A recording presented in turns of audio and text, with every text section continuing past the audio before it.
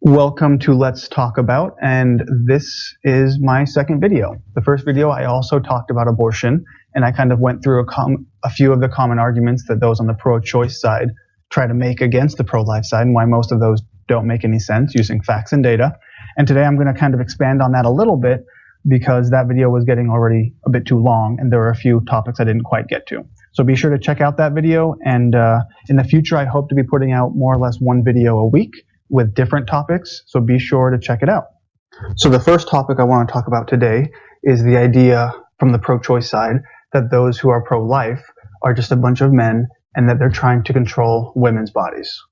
So first off, as someone who is on the pro-life side, we don't care what women do with their own bodies. You can do whatever you want with your body. It's the fact that once you're pregnant, there is another body in your body, and we don't believe you have rights that exceed the right to life of that fetus. However, disregarding that, it's also not even true that the pro-life side consists of majority men who are just trying to control women. This is a Gallup poll from 2018, so it's very recent, and Gallup is fairly reliable. You see that, first off, if you look at just the general population of adults, it's evenly split. 48% are pro-choice and 48% are pro-life. But when you look at the divide by gender, it's a very small divide. Believe it or not, 47% of women call themselves pro-life. They identify themselves as pro-life, compared to 49% of men. So it's true that there are a bit more men who consider themselves pro-life than there are women, but the idea that the pro-life movement is just a bunch of men trying to control women makes no sense. Roughly half of those who are pro-life are women. So unless you're going to say that those women are trying to control other women's bodies, which is stupid as well, it doesn't make any sense. Pro-life and pro-choice are evenly split basically among the genders. One thing that you sometimes hear on the pro-life side is that pro-choice people say that no one is pro-abortion and that's just not a thing, that pro-abortion does not exist. Now, I'd like to point out there's a big distinction and difference between being pro-choice and pro-abortion.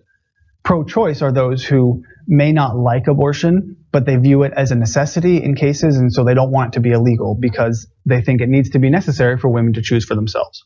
Pro-abortion are those who push this abortion legislation. They push third trimester abortions, and they try to normalize it and make it seem like this wonderful thing. An example of this is Lena Dunham, who in an interview said that, "I can say that I still haven't had an abortion, but I wish I had." So she's essentially idealizing and saying this abortion would have been this wonderful experience if I could have had it. And that's a pro-abortion thing. There's no other way to look at that.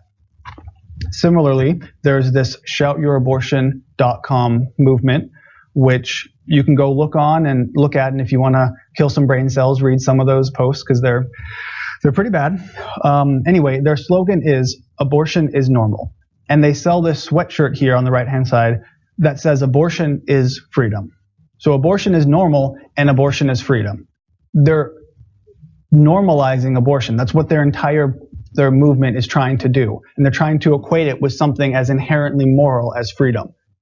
By saying abortion is freedom, you're taking the morality of freedom and trying to apply it to abortion, saying that abortion is this wonderful thing, not just could be a necessity, but it's this fantastic thing that should, just be a woman's ability to choose regardless of any circumstance. And that's not accurate, and it's not cool. Also, that sweatshirt for $35 on their website, that's the real crime. I mean, come on, who would buy that for $35? That's insane. Similarly, you had a state representative, John Rogers from Alabama, where they were talking about the abortion bill that's now, going through Alabama. And he said, "Some kids are unwanted, so you kill them now or you kill them later. You bring them in the world unwanted, unloved, you send them to the electric chair. So you kill them now or you kill them later." That's a direct quote. So he's basically saying, if you don't abort the fetuses right now that the mothers don't want, they're going to grow up to be criminals, and we'll just have to kill them after they commit some sort of crime.